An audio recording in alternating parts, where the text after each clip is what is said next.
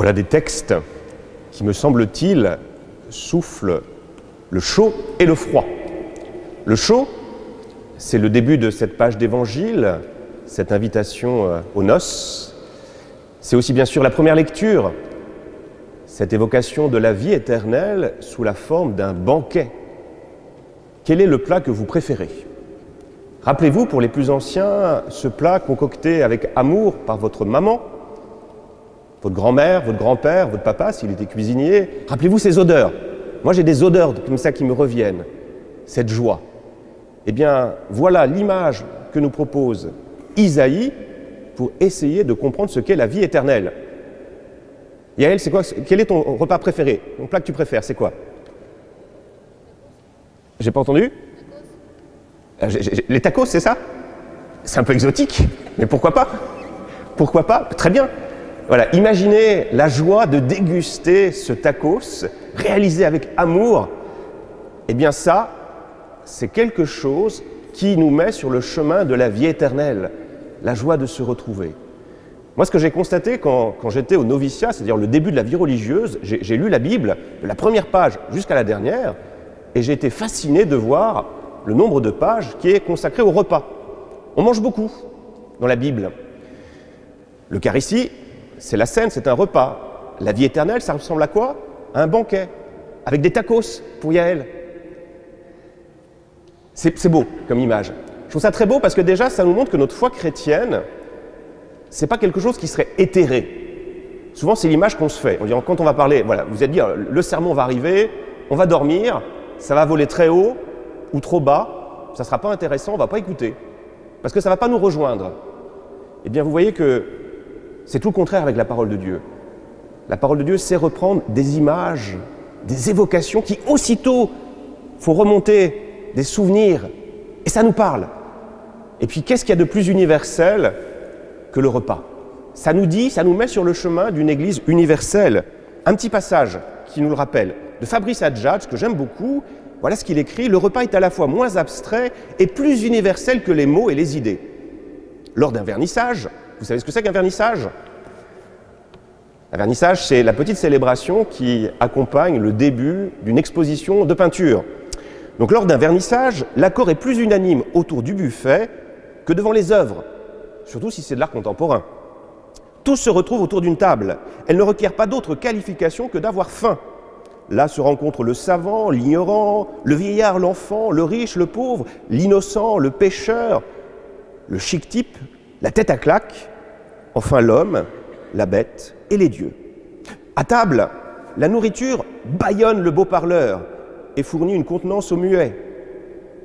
L'ingénieur avale avec moins de bonheur que le déficient mental et certainement moins d'application que le nourrisson. Et voilà la religion vraiment catholique. C'est moi, le Seigneur ton Dieu, qui t'ai fait monter d'Égypte. Ouvre ta bouche et moi je l'emplirai. Vous voyez, cette image du repas, pour moi, elle est très belle parce qu'elle me parle. Elle nous redit cette universalité de l'invitation à ce festin des noces. Mais quel est le problème? Quel est le problème? C'est que malheureusement, et là c'est le froid qui arrive, eh bien, pas tous ont répondu à cette invitation aux noces. C'était vrai du temps de Jésus. Jésus prêche et les pharisiens, un certain nombre de juifs de son époque, n'ont pas été intéressés par cet appel du Seigneur. Encore aujourd'hui, Tristan, je te vois jouer avec ton cordon. Est-ce que tu viens toujours avec cœur à la messe? Franchement. Ah oui, épatant. Souvent, mon expérience, c'est que voilà, on n'y vient pas, on n'y répond pas toujours. C'est comme ça. Je discutais hier avec le sacristain de Saint-Colomb, qui est un Cancalais d'origine. Il me disait autrefois, à Cancale, le matin, il y avait 3 messes. Et l'église était pleine. Aujourd'hui, ce n'est pas le cas. Alors, la question qu'on peut se poser, c'est comment faire pour remplir nos églises? Est-ce que vous avez une réponse? Si vous en avez une, moi ça m'intéresse. Le frère Jacques Leuve le disait, qui est un frère dominicain qui a fini trappiste. Il nous donnait une analogie. Comment faire boire un âne qui n'a pas soif? Comment faire boire un âne qui n'a pas soif? Alors, comment feriez-vous? Et là, il y a plusieurs solutions. La première, ça serait de lui donner des coups de bâton, mais ça c'est indigne. Lui donner du sel, c'est indigne. On pourrait essayer de lui dire, allez, va boire, le convaincre par la parole. Mais l'âne, il va résister à toutes les âneries qu'on va pouvoir raconter. Alors comment faire, à votre avis? Comment faire? Eh bien, trouver un deuxième âne qui a soif et qui va venir se désaltérer avec cette eau bien fraîche, ces tacos, et l'autre âne va dire, ah ben, c'est peut-être pas si mal que cela. Et si moi aussi j'y allais, vous voyez, apprendre à rayonner, c'est ce que disait Marthe Romain, comment on transmet la foi par le rayonnement. Il faut, vous qui faites aujourd'hui votre profession de foi, vous tous, nous tous, qu'en nous voyant, on se dise, qu'est-ce qui se passe? Il y a quelque chose dans son cœur qui est beau. Et puis témoigner avec beaucoup de simplicité, avec beaucoup de cœur de notre foi. Vous savez qu'il y a un point commun entre le psaume qu'on a entendu. C'était quoi le psaume déjà? Le Seigneur est mon berger, je ne manque de rien. Il y a un point commun entre ce psaume et Olivier Giroud. Vous connaissez Olivier Giroud? Ah, Olivier Giroud, c'est quoi? C'est un footballeur. Vous le connaissez, qui ne le connaît pas? Olivier Giroud, il a un tatouage. Alors je ne vous invite pas à faire des tatouages. Personnellement, je ne trouve pas ça très beau, mais c'est un goût totalement subjectif. Il a un tatouage sur le bras, et qu'est-ce qu'il y a marqué sur son bras? Le Seigneur est mon berger, je ne manque de rien. Alors il l'a écrit en latin. Je ne sais pas s'il maîtrise parfaitement le latin, mais en tout cas, c'est écrit en latin. Et il vient d'écrire un bouquin, et quand il est invité sur les plateaux de télévision, qu'est-ce qu'il fait? Il parle de Jésus. Il ne fait pas ça par prosélytisme, mais il dit juste que Jésus l'aide. Ça le rend heureux.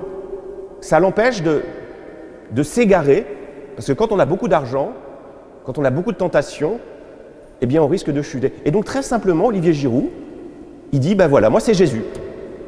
Je ne cherche pas à vous convertir, mais je dis juste que ça m'aide. C'est un bel exemple pour moi, n'est-ce pas? Yael, t'es d'accord?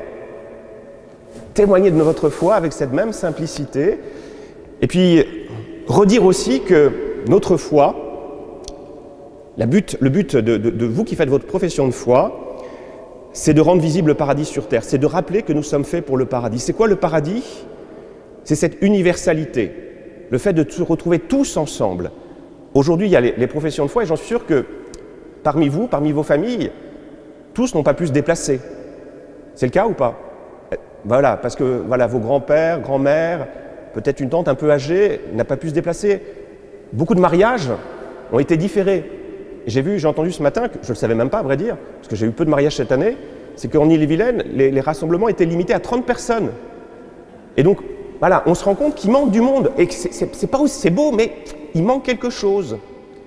Et bien de la même manière, au paradis, s'il manque une personne, 2 personnes, 3 personnes, eh bien le paradis ne sera pas tout à fait parfait. Il manquera quelque chose. Et c'est pour ça que Jésus nous dit, avec cette image, il faut que tout le monde trouve sa place. Tout le monde trouve sa place. Et pour trouver sa place, qu'est-ce qu'il faut? Il faut avoir les vêtements de noces. Alors on pourrait dire c'est la fin de la parabole, mais il y en a un qui malheureusement il n'avait pas le vêtement. C'est pas juste, pourquoi on le vire lui? Est-ce que vous êtes posé la question? Est-ce que vous avez dit c'est pas juste si vous avez écouté le texte? On va dire c'est pas juste. Sauf que si on se replace dans le contexte, quand il y avait des noces royales, eh bien c'est le roi qui fournissait l'habit de noces à ceux qui n'avaient pas d'argent. Ce qui fait que celui qui vient au festin sans l'habit de noces, c'est un signe qu'il adresse. On dit, moi, j'en ai rien à faire de ce mariage. Et donc, on comprend la réponse de Jésus. Et puis, donc, si on transpose à nous aujourd'hui, de la même manière, le roi fournit la tenue de noces, et de même manière, Jésus qui nous rassemble, il nous donne la tenue. Et quelle est cette tenue? C'est cette robe blanche que vous avez, cette tenue du baptême. Au baptême, eh bien, le Seigneur nous donne la tenue pour être au paradis. C'est quoi la tenue pour être au paradis? C'est la foi, l'espérance, la charité, c'est les dons du Saint-Esprit, c'est des vertus morales qui sont perfectionnées. On vous donne tout l'équipement, et votre mission, c'est de porter tout ça sur vous pour rendre visible, pour construire le paradis.